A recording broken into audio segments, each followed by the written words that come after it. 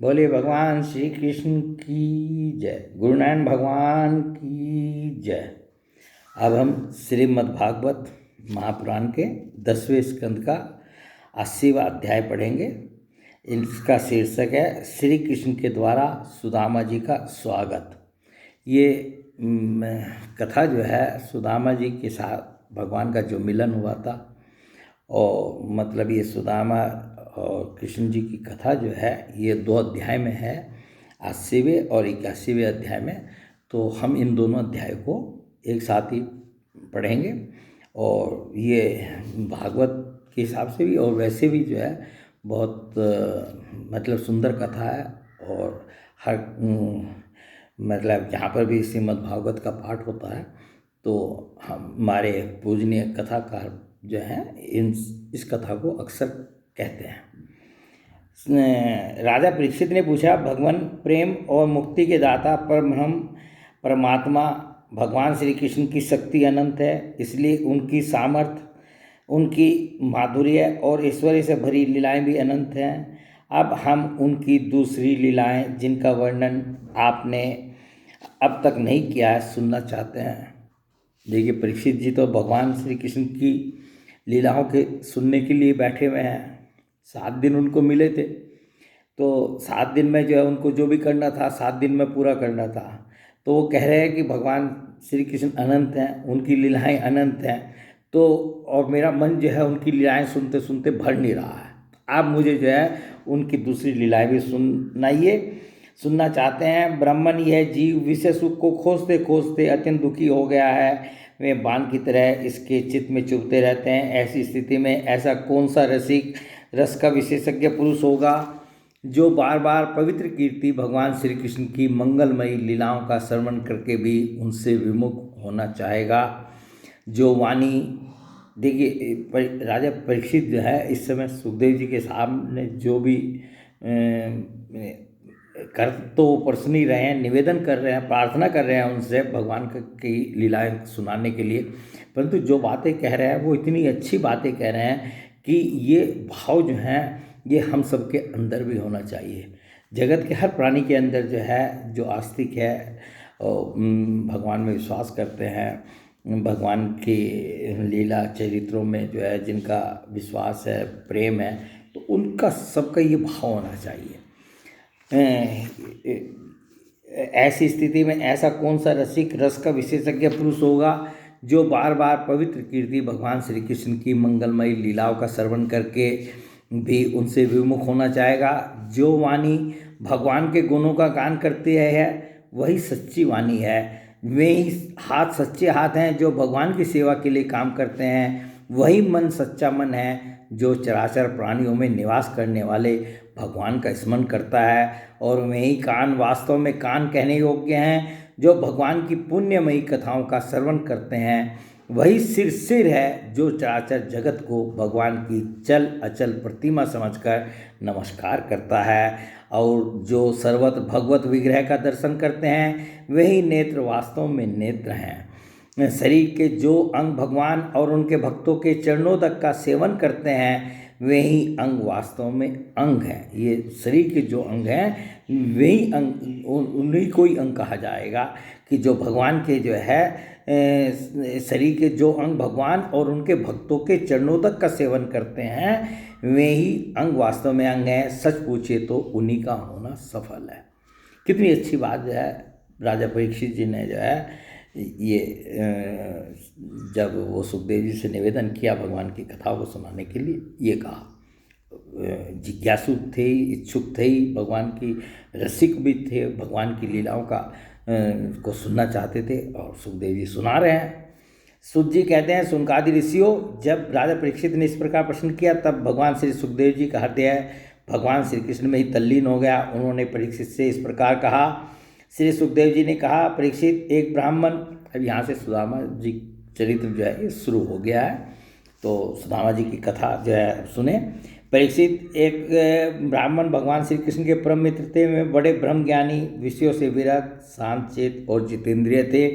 वे गृहस्थ होने पर भी किसी प्रकार का संग्रह परिग्रह न रखकर प्राप्त के अनुसार जो कुछ मिल जाता उसी में संतुष्ट रहते थे। कितनी बड़ी बात थी कि ऐसे बहुत ही कम व्यक्ति आज भी होंगे कि जो कि किसी तरह का संग्रह परिग्रह नहीं करते थे, कुछ इकट्ठा नहीं करते थे, और दूसरे जो है जो कुछ मिल जाता था प्रारब्ध के अनुसार जो कुछ मिल जाता उसी में वो संतुष्ट रहते थे। उनके वस्त्र तो फटे पुराने थे ही, उनकी पत्नी के भी वैसे ही थे।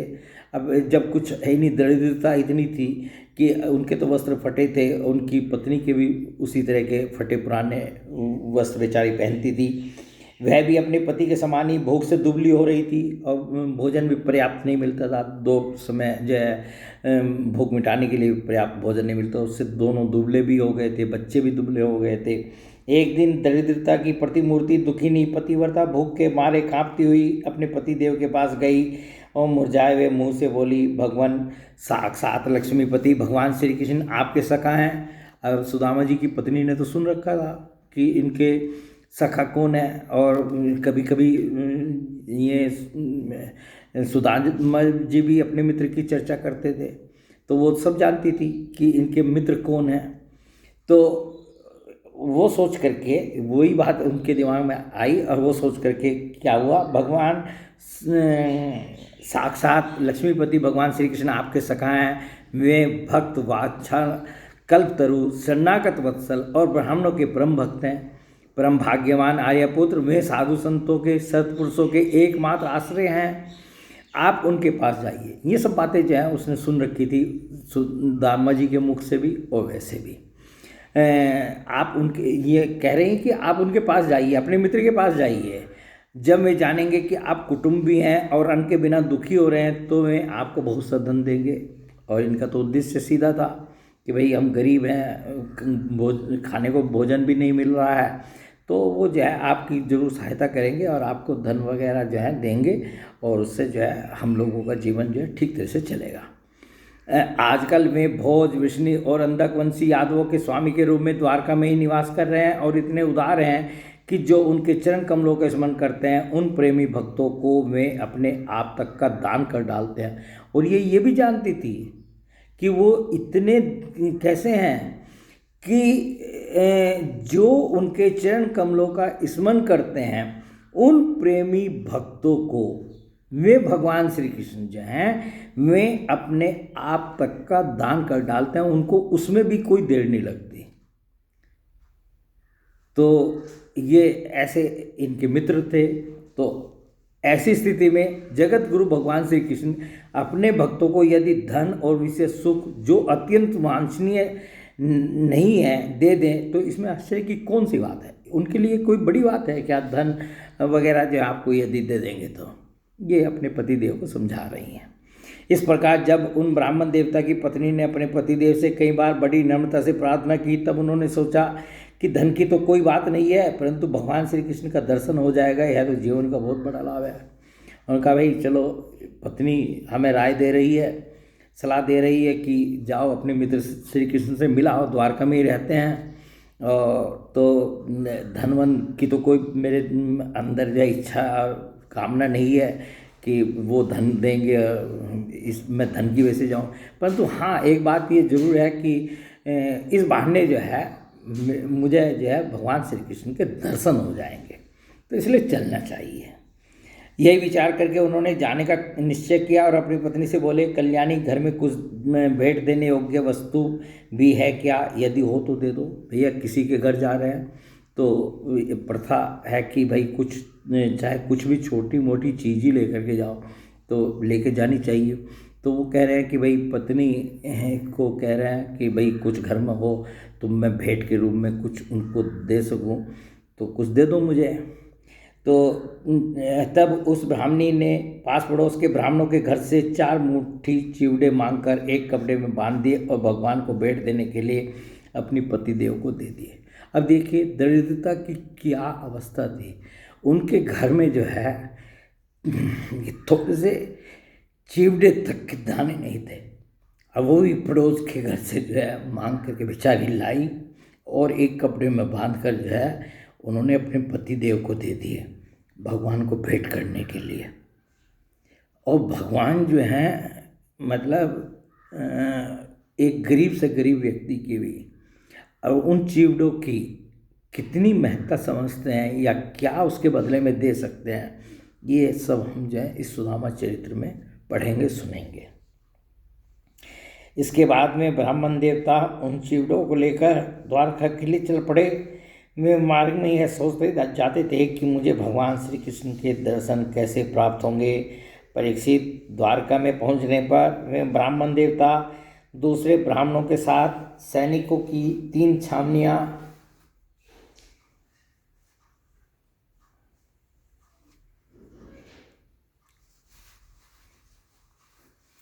और 3 ड्योढ़ियाँ पार करके भगवत धर्म का पालन करने वाले अंधक और विष्णुवंशी यादवों के महलों में जहाँ पहुँचना अत्यंत कठिन है, जा पहुँचे।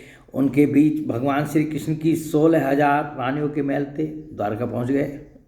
रामा जी जो है पूछते पाछते जो है द्वारका पहुँच गए और वहाँ देखा कि महल ही महल, और वो भी 16,000 रानियों के महल थे। 16,108 भगवान की 8 पटरानियाँ थी और 16,100 रानियाँ थी और दूसरी, तो उनके सबके अलग अलग महल थे। तो वहाँ अब कौन से महल में जाएं भाई, कैसे पता चले कि भगवान श्री कृष्ण कहाँ हैं। तो उनके बीच भगवान श्री कृष्ण की 16,000 रानियों के महल थे। उनमें से एक में उन ब्राह्मण देवता ने प्रवेश किया। वह महल खूब सजाया अत्यंत शोभायुक्त था। उसमें प्रवेश करते समय उन्हें ऐसा मालूम हुआ मानव में ब्रह्मानंद के समुद्र में डूब उतरा रहे हों। तो यहीं से उनको ब्रह्मानंद का जो आनंद मिलना शुरू हो गया। जैसे ही महल में प्रवेश कर रहे हैं ब्रह्मानंद में डूब रहे हैं, उतरा रहे हैं। उस समय भगवान श्री कृष्ण अपनी प्राण प्रिया रुक्मिणी जी के पलंग पर विराजे हुए थे। और देखिए सौभाग्य से जो है, ये तो सब भगवान की लीला, भगवान जैसा चाहते हैं वैसा ही होता है। तो प्रवेश भी कहाँ किया, रुक्मिणी जी के महल में। तो जो है वहाँ पर जो है उस समय जो है भगवान श्री कृष्ण अपनी प्राण प्रिया रुक्मिणी जी के पलंग पर विराजे हुए थे। ब्राह्मण देवता को दूर से ही देखकर में से ऐसा उठ खड़े हुए और उनके पास आकर बड़े आनंद से उन्हें अपने भुज पास में बंध लिया। तो जो है जैसे ही देखा ब्राह्मण देवता को जो है आए, एकदम दौड़ करके आए और आ करके अपने भुज पास में जो है उनको बांध लिया। परीक्षित परमानंद स्वरूप भगवान अपने प्यारे सगा ब्राह्मण देवता के अंग स्पर्श से अत्यंत आनंदित हुए। उनके कमल के समान कोमल नेत्रों से प्रेम के आंसू बरसने लगे। भगवान को इतना आनंद आया, आंखों से जो है प्रेम के आंसू जो है निकले जा रहे हैं, भगवान के प्रेम के आंसू बरसने लगे। परीक्षित कुछ समय के बाद भगवान श्री कृष्ण ने उन्हें ले जाकर अपने पलंग पर बैठा दिया और स्वयं पूजन की सामग्री लाकर उनकी पूजा की। सबसे पहले तो जहाँ रुक्मिणी जी के साथ खुद बैठे हुए थे उस पलंग पर ले जा करके सुदामा जी को बैठाया और जो है उसके बाद जो है उनकी सेवा करनी शुरू कर दी। स्वयं पूजन की सामग्री लाकर उनकी पूजा की। प्रिय परीक्षित, भगवान श्री कृष्ण सभी को पवित्र करने वाले हैं, फिर भी उन्होंने अपने हाथों ब्राह्मण देवता के पांव पखार कर उनका चरणोदक अपने सिर पर धारण किया। अपने हाथों से जो है भगवान ने जो है सुदामा जी के चरण धोए और उसको चरणोदक को जो है अपने सिर पर चढ़ाया। सिर पर पांव पखार कर उनका चरणोदक अपने सिर पर धारण किया और उनके शरीर में चंदन, अर्गजा, केसर आदि दिव्य गंधों का लेपन किया सुदामा जी के शरीर में। फिर उन्होंने बड़े आनंद से सुगंधित धूप और दीपावली से अपने मित्र की आरती उतारी। भाई जो पूजा का तरीका है वो सब भगवान ने जो है सुदामा जी का स्वागत सत्कार और पूजा जो है उसी प्रकार की। इस प्रकार पूजा करके पान एवं गाय देकर मधुर वचनों से भले पधारे ऐसा कहकर उनका स्वागत किया। ब्राह्मण देवता फटे पुराने वस्त्र पहने हुए थे, शरीर अत्यंत मलिन और दुर्बल था, देह की सारी नसें दिखाई पड़ती थी। स्वयं भगवती रुक्मिणी जी भी चंवर डुलाकर उनकी सेवा करने लगी। अरे भाई, जब भगवान जो है अपने मित्र के पैर धो रहे हैं तो रुक्मिणी जी ने जो है उनको चंवर डुलाना शुरू कर दिया, पंखा झलने लगे। तो वो पंखा झल करके सेवा कर रही थी, भगवान जो है वैसे सेवा कर रहे थे। तो अंतःपुर की स्त्रियाँ यह देखकर अत्यंत विस्मित हो गई कि पवित्र कीर्ति भगवान श्री कृष्ण अतिशय प्रेम से इस मैले कुचैले अवधूत ब्राह्मण की पूजा कर रहे हैं। उनको आश्चर्य हो रहा था दूसरी रानियों को कि ये जो है भगवान श्री कृष्ण को हो क्या गया है, ये जो है ऐसे मतलब मलिन और जो है मैले कुचैले जैसे अवधूती हो ये ब्राह्मण जो है उसकी सेवा कर रहे हैं, पूजा कर रहे हैं। वे आपस में कहने लगी, इस नंग दड़ंग निर्धन निंदनीय और निकृष्ट भीख मंगे ने ऐसा कौन सा पुण्य किया है जिससे त्रिलोकी में सबसे बड़े श्रीनिवास श्री कृष्ण स्वयं इसका आदर सत्कार कर रहे हैं। और कह रही हैं कि इसने ऐसा कौन सा पुण्य किया है कि जो भगवान श्री कृष्ण जो है स्वयं जो है इसकी इस प्रकार जो है सेवा कर रहे हैं। देखो तो सही, इन्होंने अपने पलंग पर सेवा करती हुई स्वयं लक्ष्मी रूपिणी रुक्मणी जी को छोड़कर इस ब्राह्मण को अपने बड़े भाई बलराम जी के समान हृदय से लगाया है। और ये रुक्मणी जी के साथ बैठे हुए थे भगवान श्री कृष्ण, और जो है रुक्मणी जी को छोड़ दिया और इनको जो है उठ करके इन्होंने अपने हृदय से लगाया, जैसे बलराम जी को लगाते हैं। अपने बड़े भाई के समान जो है इसको इनको सत्कार भी दिया, सम्मान भी दिया। प्रिय परीक्षित, भगवान श्री कृष्ण और वे ब्राह्मण दोनों एक दूसरे का हाथ पकड़कर अपने पूर्व जीवन की उन आनंददायक घटनाओं का स्मरण और वर्णन करने लगे जो गुरुकुल में रहते समय घटित हुई थी। अब जो है भगवान श्री कृष्ण जो है सुदामा जी को देख करके प्रसन्न और आनंदित तो ही हैं। अब वे सब घटनाएं जो हैं उनको याद आने लगी जब गुरुकुल में जो है दोनों रहते थे और दोनों अपने गुरु जी से शिक्षा ले रहे थे। तो उस समय जो जो घटनाएं घटी थी वो घटनाएं जो हैं याद करने लगे। आजकल भी जो है जो साथी लोग जो है जो अपने जहाँ जहाँ भी पढ़ते हैं या उनके साथ का पढ़ा हुआ कोई मिल जाता है, तो जब वो मिलते हैं तो उनको भी आनंद होता है और वो जो हैं उन घटनाओं को जो पढ़ते हुए जो है घटी होती है उनको स्मरण करते हैं और बातचीत करते हैं। भगवान श्री कृष्ण ने कहा, धर्म के मर्मज्ञ ब्राह्मण देव, गुरु दक्षिणा देकर जब आप गुरुकुल से लौट आए तब आपने अपने अनुरूप स्त्री से विवाह किया या नहीं।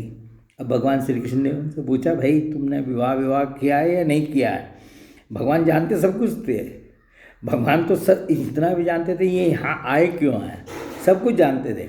परंतु जो है पूछ रहे हैं सुदामा जी से कि भाई तुमने जो है किसी मतलब तुम्हारा विवाह वगैरह हुआ है नहीं हुआ, तुम्हारी पत्नी है नहीं है। मैं जानता हूँ कि आपका चित्त गृहस्थी में रहने पर भी प्राय विषय भोगों में आसक्त नहीं है। और देखिए साथ ही साथ ये भी कह दे रहे हैं, मैं जानता हूँ कि आपका चित्त गृहस्थी में रहने पर भी, गृहस्थी में जब आप समझ ही रहे हैं कि ये गृहस्थ हैं तो ये पूछने की भी ज़रूरत नहीं थी भगवान को। परंतु जो है उनको कह रहे हैं कि आपने जो है विवाह किया है नहीं किया, और फिर कह रहे हैं कि गृहस्थी में रहने पर भी आप प्राय विषय भोगों में आसक्त नहीं है। ये भी मैं जानता हूँ कि आपको विषय भोग जो है आसक्त नहीं करते। विद्वान, यह भी मुझे मालूम है कि धन आदि में भी आपकी कोई प्रीति नहीं है, और मुझे ये भी पता है कि धन आदि भी आप नहीं चाहते, धन आदि में भी आपकी कोई प्रीति नहीं है। जो प्रीति नहीं है। जगत में बिरले ही लोग ऐसे होते हैं जो भगवान की माया से निर्मित विषय संबंधी वासनाओं का त्याग कर देते हैं और चित्त में विषयों की तनिक भी वासना न रहने पर भी मेरे समान केवल लोक शिक्षा के लिए कर्म करते रहते हैं। और साथ में ये भी कह रहे हैं कि आप जैसे जो है जगत में जो है बिरले ही व्यक्ति होते हैं जो कि मतलब इस तरह का जीवन जो है जीते हैं। ब्राह्मण शिरोमणि, क्या आपको उस समय की बात याद है जब हम दोनों एक साथ गुरुकुल में निवास करते थे? सचमुच गुरुकुल में ही दिव्यजातियों को अपने ज्ञातव्य वस्तु का ज्ञान होता है जिसके द्वारा वे अज्ञान अंधकार से पार हो जाते हैं। मित्र, इस संसार में शरीर का कारण जन्मदाता पिता प्रथम गुरु है, इसके बाद उपनयन संस्कार करके सत्कर्मों की शिक्षा देने वाला दूसरा गुरु है, वे मेरे ही समान पूज्य है। और बतला रहे हैं गुरु जो है कौन कौन है और किस अवस्था में जो है जो जन्म देता है वो प्रथम गुरु पिता है, और दूसरा जो है गुरु कौन है जो उपनयन संस्कार करके सत्कर्मों की शिक्षा देने वाला दूसरा गुरु है, वह मेरे समान पूज्य है। तदंतर ज्ञानोपदेश करके परमात्मा को प्राप्त कराने वाला गुरु तो मेरा स्वरूप ही है, और जो परमात्मा का साक्षात्कार आपको करा दे वो इस तरह का जो गुरु है वो तो जो है मेरा स्वरूप ही है। भगवान स्वयं जो है भगवान श्री कृष्ण जो है सुदामा जी से बात कर रहे हैं। वर्णाश्रमियों के ये 3 गुरु होते हैं, और जो हम वर्णाश्रमी हैं सब लोग जो हैं उनके ये 3 ही गुरु होते हैं। 4 ही आश्रम होते हैं। बाल्यावस्था है, ये जिसे हम ब्रह्मचारी आश्रम कहते हैं, उसके बाद गृहस्थ आश्रम, वर्णाश्रम, संन्यास आश्रम। तो ये जो है कह रहे हैं कि वर्णाश्रमियों के 3 गुरु होते हैं मेरे प्यारे मित्र। गुरु के स्वरूप में स्वयं मैं हूँ। इस जगत में वर्णाश्रमियों में जो लोग अपने गुरुदेव के उपदेशानुसार अनायास ही भवसागर पार कर लेते हैं, वे अपने स्वार्थ और परमार्थ के सच्चे जानकार हैं। कि ये भी बतला रहे हैं कि गुरु कैसा होना चाहिए और जो है गुरु का काम क्या है, और उसी के अनुसार जो है गुरुदेव के उपदेशानुसार जो वे ऐसे लोग जो हैं अनायास ही भवसागर से पार हो जाते हैं। प्रिय मित्र, मैं सबका आत्मा हूँ, सबके हृदय में अंतर्यामी रूप से विराजमान हूँ। अब देखिए भगवान जो है अपने बारे में भी थोड़ा सा संक्षेप में जो है एक संकेत मात्र अपने बारे में बोल रहे हैं। मैं सबका आत्मा हूँ, सबके हृदय में अंतर्यामी रूप से विराजमान हूँ। मैं गृहस्थ के धर्म, पंच महायज्ञ आदि से, ब्रह्मचारी के धर्म, उपनयन, वेदाध्ययन आदि से, वानप्रस्थी के धर्म, तपस्या से और सब ओर से उपरत हो जाना, इस सन्यासी के धर्म से भी उतना संतुष्ट नहीं होता जितना गुरुदेव की सेवा शुश्रूषा से संतुष्ट होता हूँ। और जो है चारों जो गृहस्थ आश्रम और ये ब्रह्मचारी आश्रम, गृहस्थ आश्रम और वानप्रस्थ आश्रम और संन्यास आश्रम, इनमें के जो धर्म है भगवान श्री कृष्ण कह रहे मैं उससे भी उतना संतुष्ट नहीं होता जितना गुरुदेव की सेवा शुश्रूषा से संतुष्ट होता हूँ। बोलिए गुरुदेव भगवान की जय। ये भगवान स्वयं श्री कृष्ण जी अपने श्री मुख से कह रहे हैं। ब्राह्मण, जिस समय हम लोग गुरुकुल में निवास कर रहे थे उस समय की वह बात आपको याद है क्या, जब हम दोनों को एक दिन हमारी गुरु पत्नी ने ईंधन लाने के लिए जंगल में भेजा था। भाई हम दोनों की ड्यूटी लगी हुई थी कि जो है जाओ भोजन बनाने के लिए ईंधन लाना होता था। हम दोनों को जाते थे हम जंगल में जो है। उस समय हम लोग एक घोर जंगल में गए हुए थे। बिना ऋतु के बड़ा भयंकर आंधी पानी आ गया था। आकाश में बिजली कड़कने लगी थी। तब तक सूर्यास्त हो गया। चारों ओर अंधेरा ही अंधेरा फैल गया। धरती पर इस प्रकार पानी ही पानी हो गया कि कहाँ गड्ढा है कहाँ किनारा, इसका पता ही नहीं चलता था। वह वर्षा क्या थी, एक छोटा मोटा प्रलय ही था। आंधी के झटकों और वर्षा की बौछारों से हम लोगों को बड़ी पीड़ा हुई। दिशा का ज्ञान न रहा। हम लोग अत्यंत आतुर हो गए और एक दूसरे का हाथ पकड़कर जंगल में इधर उधर भटकने लगे। जब हमारे गुरुदेव सांदीपनि मुनि को इस बात का पता चला तब वे सूर्योदय होने पर अपने शिष्य हम लोगों को ढूंढते हुए जंगल में पहुँचे और उन्होंने देखा कि हम अत्यंत आतुर हो रहे हैं। तो उस दिन रात जो है भगवान श्री कृष्ण और सुदामा जी ने जो है जंगल में ही बिताई। आंधी तूफान चल रहा था, बारिश इतनी हो रही थी, वर्षा इतनी हो गई थी कि बिल्कुल रास्ते का भी पता नहीं चल रहा था। तो गुरुदेव जो है सूर्योदय होने पर जो है ढूंढते ढूंढते अपने शिष्यों को वहाँ पहुँचे जहाँ ये थे। वे कहने लगे, आश्चर्य आश्चर्य पुत्रों, तुम लोगों ने हमारे लिए अत्यंत कष्ट उठाया। सभी प्राणियों का अपना शरीर सबसे अधिक प्रिय होता है, परंतु तुम दोनों उसकी भी परवाह नहीं करके हमारी सेवा में ही संलग्न रहे। गुरुदेव जी ये भगवान श्री कृष्ण और इनसे सुदामा जी से ये कह रहे हैं, गुरु के ऋण से मुक्त होने के लिए सत शिष्यों का इतना ही कर्तव्य है कि वे विशुद्ध भाव से अपना सब कुछ और शरीर भी गुरुदेव की सेवा में समर्पित कर दे। और जो है भगवान श्री कृष्ण के गुरु जी ने जो है उस समय इनको क्या कहा था, वो ये कहा था कि गुरु के ऋण से मुक्त होने के लिए सत शिष्यों का इतना ही कर्तव्य है कि वे विशुद्ध भाव से अपना सब कुछ और शरीर भी गुरुदेव की सेवा में समर्पित कर दे। देव शिरोमणि मनियों, मैं तुम लोगों से अत्यंत प्रसन्न हूँ। तुम्हारे सारे मनोरथ, सारी अभिलाषाएं पूर्ण हों और तुम लोगों ने हमसे जो वेदाध्ययन किया है वह तुम्हें सर्वदा कंठस्थ रहे और इस लोक एवं परलोक में कहीं भी निष्फल न हो। इतना भर करके आशीर्वाद, पूरा भरपूर आशीर्वाद जो है इन दोनों को जो है गुरु जी ने दिया था। प्रिय मित्र, जिस समय हम लोग गुरुकुल में निवास कर रहे थे हमारे जीवन में ऐसी ऐसी अनेक घटनाएं घटित हुई थी। इसमें संदेह नहीं कि गुरुदेव की कृपा से ही मनुष्य शांति का अधिकारी होता और पूर्णता को प्राप्त करता है। अब गुरुदेव की महिमा बखान करते करते भगवान श्री कृष्ण का मन नहीं भर रहा है। तो कह रहे हैं कि इस तरह की जो ये घटना आंधी पानी और वर्षा में जो है हम लोग लकड़ी लेने गए थे और रात में जो है हम लोगों को वहीं काटनी पड़ी थी और गुरुदेव अगले दिन सूर्योदय में हमें ढूंढते हुए आए थे। इस तरह की घटनाएं तो जो है जब हम गुरुकुल में निवास करे थे, ऐसी और भी बहुत घटनाएं हुई थी जिनको कि हम बात करते हैं। और फिर अंत में जो है फिर वही गुरु की महिमा पे कह रहे हैं, इसमें संदेह नहीं कि गुरुदेव की कृपा से ही मनुष्य शांति का अधिकारी होता और पूर्णता को प्राप्त हो करता है। तो ये जो है इनके बीच में संवाद चल रहा है भगवान श्री कृष्ण के और सुदामा जी के। और ब्राह्मण देवता ने कहा, देवताओं के आराध्य देव जगत गुरु श्री कृष्ण, भला अब हमें क्या करना बाकी है, क्योंकि आपके साथ जो सत्य संकल्प परमात्मा है। अब देखिए सुदामा जी भगवान श्री कृष्ण को क्या समझते थे, मित्र के साथ साथ भगवान भी समझते थे, जानते थे कि भगवान हैं, उनको कोई संदेह भ्रम नहीं था। अब हमें क्या भला अब हमें क्या करना बाकी है, क्योंकि आपके साथ जो सत्य संकल्प परमात्मा है, हमें गुरुकुल में रहने का सौभाग्य प्राप्त हुआ था। अपना सौभाग्य कह रहे हैं कि हमें आपके साथ हम गुरुकुल में रह लिए, तो अब हमें करना ही क्या है। जो स्वयं परमात्मा है उसके साथ यदि कोई गुरुकुल मतलब इतना हमने निवास कर लिया गुरुकुल में, तो अब मुझे करना ही शेष जीवन में क्या रह गया है।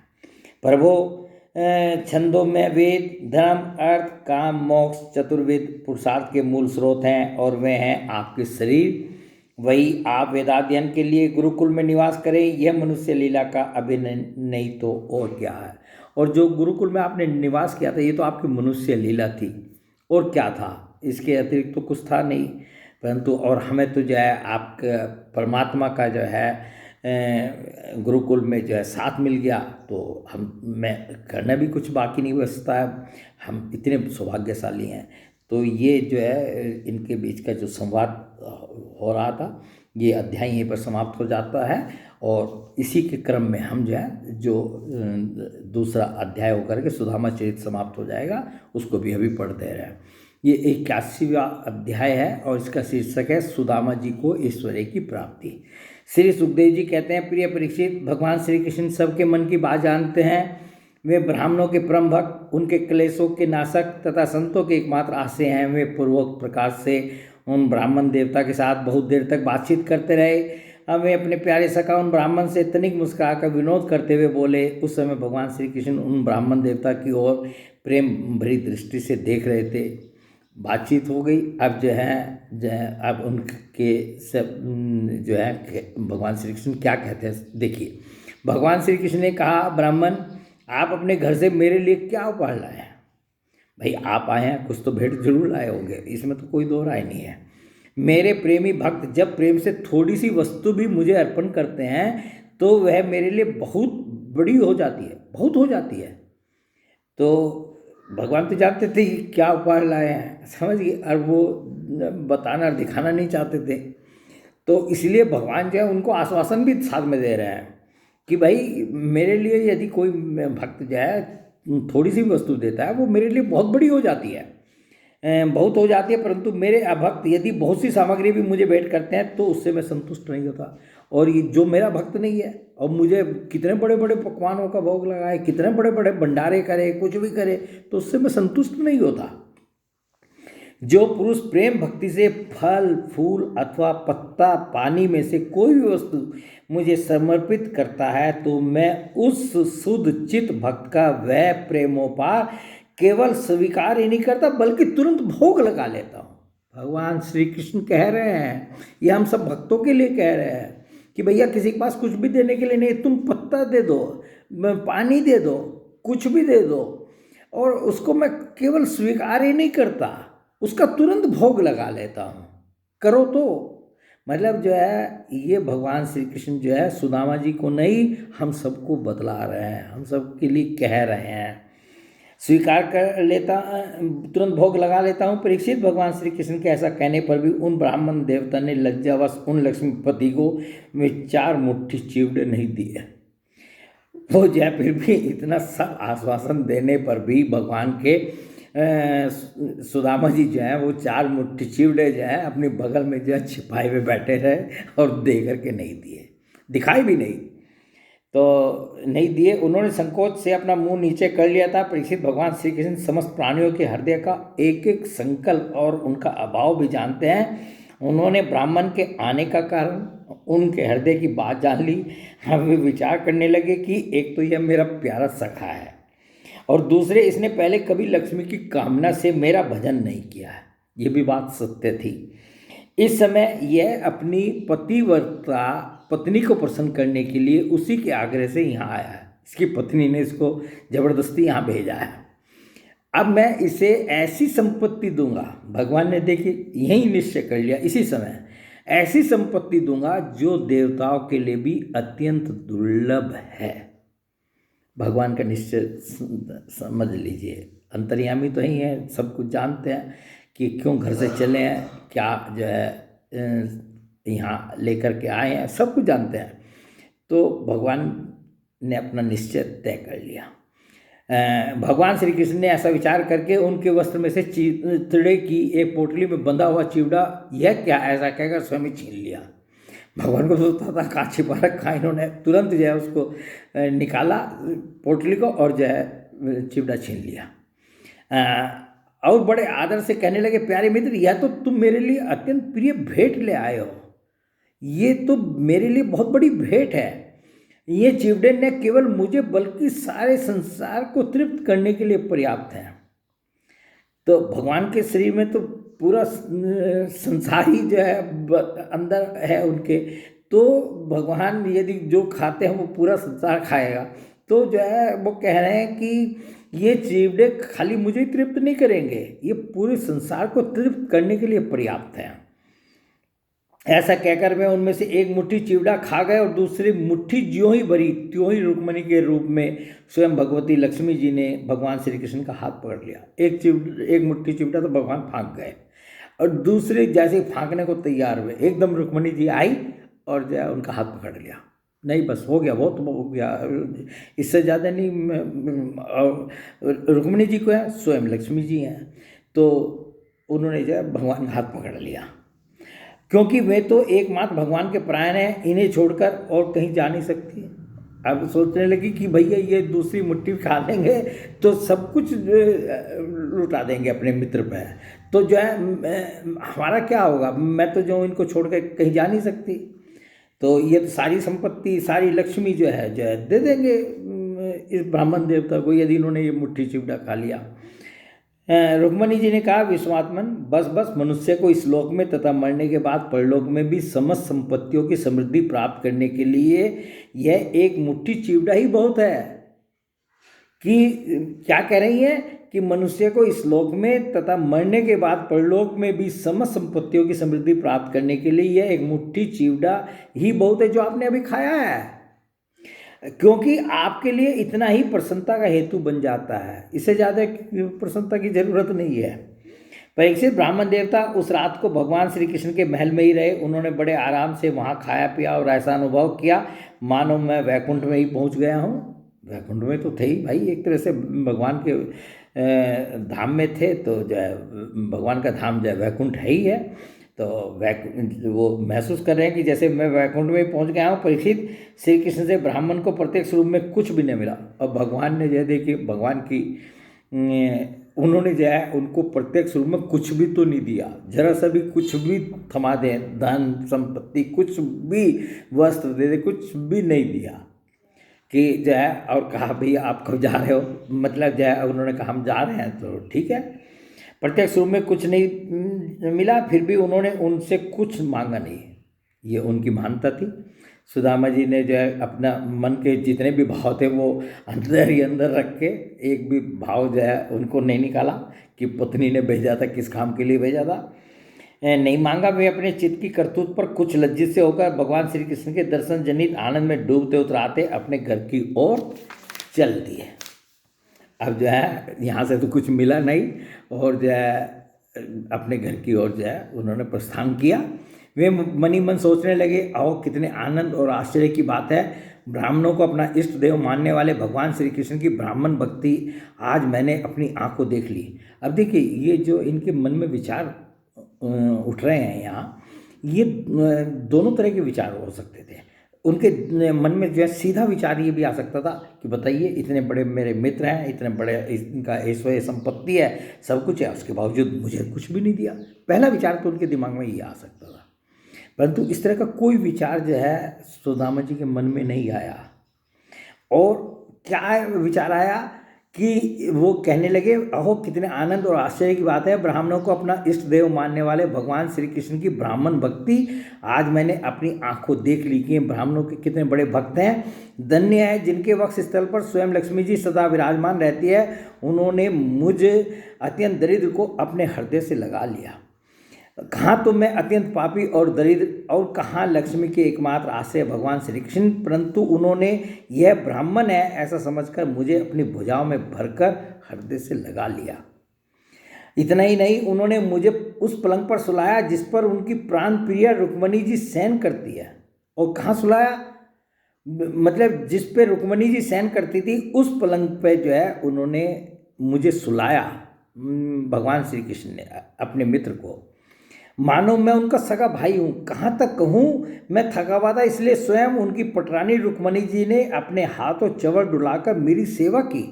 इनकी जो पटरानी है रुक्मणी जी, उन्होंने मेरी चवर डुलाकर जो है सेवा की। ओह, देवताओं के आराध्य देव होकर भी ब्राह्मणों को अपना इष्ट देव मानने वाले प्रभु ने पांव दबाकर अपने हाथों खिला पिलाकर मेरी अत्यंत सेवा शुश्रूषा की और देवता के समान मेरी पूजा की। स्वर्ग, मोक्ष, पृथ्वी और रसातल की संपत्ति तथा समस्त योग सिद्धियों की प्राप्ति का मूल उनके चरणों की पूजा ही है। फिर भी परम दयालु श्री कृष्ण ने यह सोचकर मुझे थोड़ा सा भी धन नहीं दिया कि कहीं यह दरिद्र धन पाकर बिल्कुल मतवाला न हो जाए और मुझे न भूल बैठे। और जो है अब जो है उनके ये धन वाली बात भी उनके दिमाग में जब अंत में आई तो उन्होंने कहा कि भगवान ने जो किया अच्छा किया। उन्होंने ये सोच करके मुझे धन नहीं दिया कि ये कहीं जो है धन पा करके जो है, जो अक्सर जो है धनियों के की दशा होती है कि वो मतवाले हो जाते हैं, घमंडी हो जाते हैं, मतवाले हो जाते हैं, दूसरों को कुछ समझते नहीं, दूसरों का मान सम्मान नहीं करते, कि मैं कहीं मतवाला ना हो जाऊं। तो ऐसा जो है सोच करके इन्होंने मुझे धन नहीं दिया। इस प्रकार मन ही मन विचार करते करते ब्राह्मण देवता अपने घर के पास पहुंच गए। यात्रा जो है पूरी हो गई। वे वहाँ क्या देखते हैं कि सबका सब स्थान सूर्य, अग्नि और चंद्रमा के समान तेजस्वी रत्न निर्मित महलों से घिरा हुआ है। ठोर ठोर चित्र विचित्र उपवन और उद्यान बने हुए हैं। जहाँ उनका घर था भैया, जो झोपड़ी वगैरह जहाँ उसमें रहते थे, वहाँ तो कुछ है ही नहीं। अब जो है बड़े बड़े महल वहाँ बने हुए हैं और उसमें रत्न वगैरह सब जड़े हुए हैं, और चित्र विचित्र उपवन और उद्यान बने हुए हैं, तथा उनमें झुंड के झुंड रंग बिरंगे पक्षी कलरव कर रहे हैं। सरोवरों में कुमुदनी तथा श्वेत, नील और सौगंधिक भांति भांति के कमल खिले हुए हैं। सुंदर सुंदर स्त्री पुरुष बन ठन कर इधर उधर विचर रहे हैं। उस स्थान को देखकर ब्राह्मण देवता सोचने लगे, मैं यह क्या देख रहा हूँ, यह किसका स्थान है? यदि यह वही स्थान है जहाँ मैं रहता था तो यह ऐसा कैसे हो गया? एक ही रात में सब कुछ हो गया। भाई मैं तो एक ही रात रुका हुआ, फिर ये सब कुछ कैसे हो गया? यह कैसे हो गया? इस प्रकार वे सोच ही रहे थे कि देवताओं के समान सुंदर सुंदर स्त्री पुरुष गाजे बाजे के साथ मंगल गीत गाते हुए उस महाभाग्यवान ब्राह्मण की अगवानी करने के लिए आए। तो जब जो है स्त्री पुरुष जो है गाजा बाजा बजा करके जो है उन्होंने सुना कि सुदामा जी आ गए हैं, सुदामा जी आ रहे हैं, तो ये सब जो है गाजे बाजे बजाते हुए सुंदर सुंदर वस्त्र आभूषण पहनने हुए सब जो है उनकी आगवानी करने के लिए आए। पति देव का सुभागमन सुनकर ब्राह्मणी को अपार आनंद हुआ और वह हड़बड़ाकर जल्दी जल्दी घर से निकल आई। वह ऐसी मालूम होती थी मानो मूर्तिमती लक्ष्मी जी ही कमल वन से पधारी हों, और उनकी लक्ष्मी, उनका भी रूप जो है उनकी धर्मपत्नी का जो है ब्राह्मणी का, वो भी बिल्कुल लक्ष्मी जी जैसा जो है रूपवती, और वो जो है ऐसे वस्त्राभूषण पहन करके वो भी जो है उनकी अगवानी के लिए आई।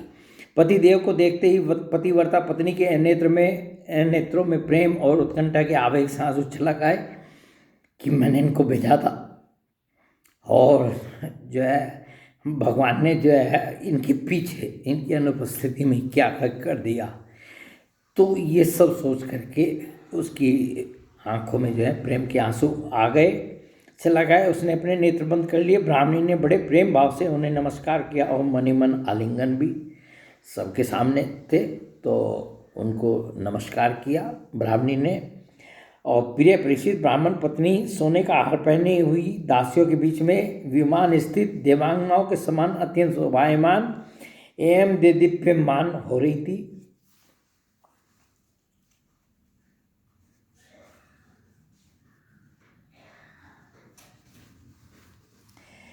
उसे इस रूप में देखकर वे विस्मित हो गए। उन्होंने अपनी पत्नी के साथ बड़े प्रेम से अपने महल में प्रवेश किया।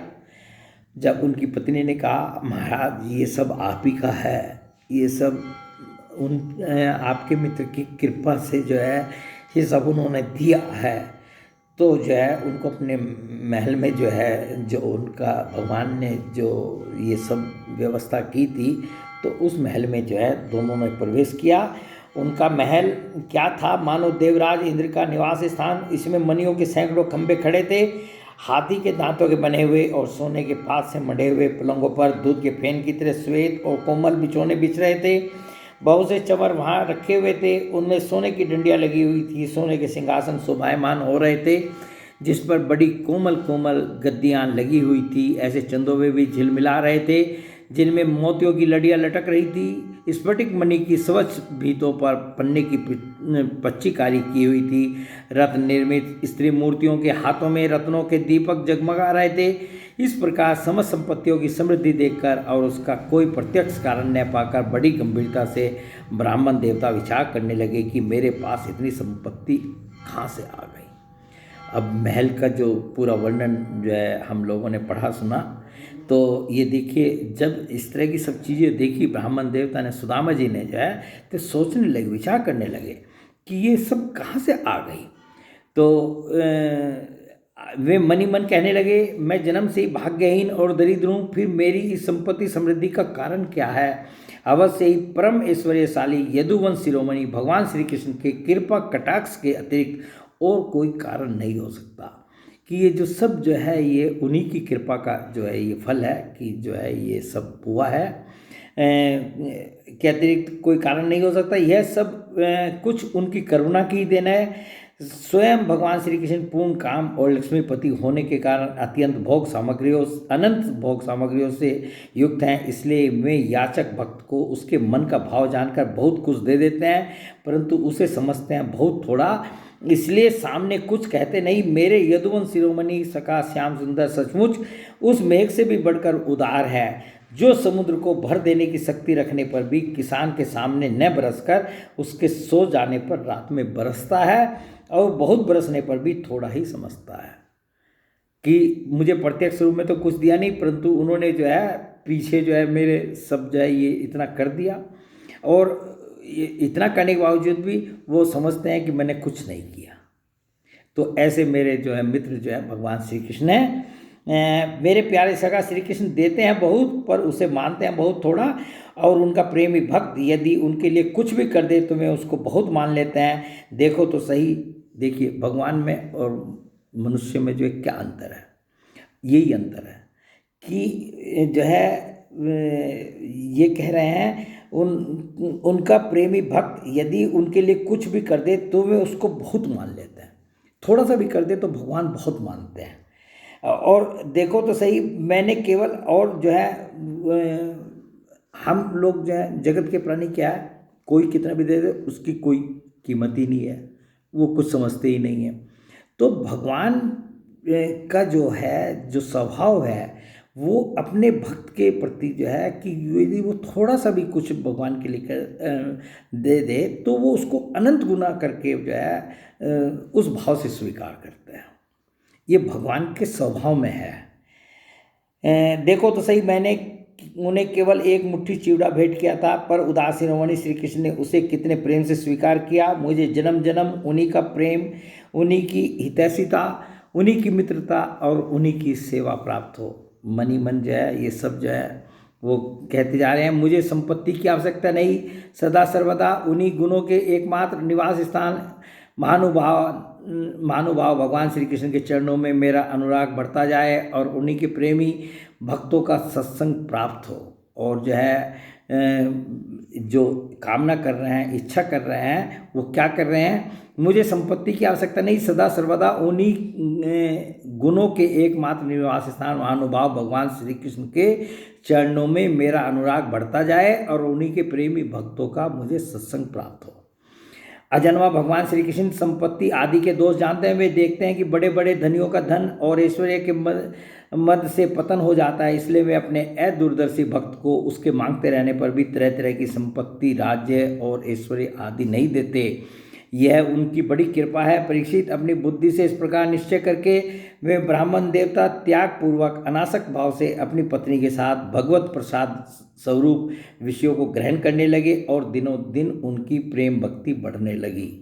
और देखिए यहाँ जो ये अंतिम वाक्य है, ये भी जो है बहुत महत्वपूर्ण वाक्य है, और इस वाक्य को पढ़ते हुए जो है पता नहीं चल रहा है कि ये महत्वपूर्ण है, परंतु इसमें 3 बातें कही हैं कि परीक्षित, अपनी बुद्धि से इस प्रकार निश्चय करके वे ब्राह्मण देवता त्याग पूर्वक अनासक्त भाव से अपनी पत्नी के साथ भगवत प्रसाद स्वरूप जितने भी विषय थे, जो भी उनको संपत्ति मिली थी, उसको भगवान का प्रसाद समझ करके उनका भोग करने लगे। और त्याग पूर्वक अनासक्त भाव से, 3 शब्द इसमें आए हैं कि उनका जो है त्याग पूर्वक अनासक्त भाव से और भगवान का प्रसाद समझकर उसको वो ग्रहण करने लगे, मतलब उनका भोग करने लगे। और दिनों दिन उनकी प्रेम भक्ति बढ़ने लगी और भगवान श्री कृष्ण के प्रति जो है उनकी दिनों दिन प्रेम भक्ति बढ़ने लगी।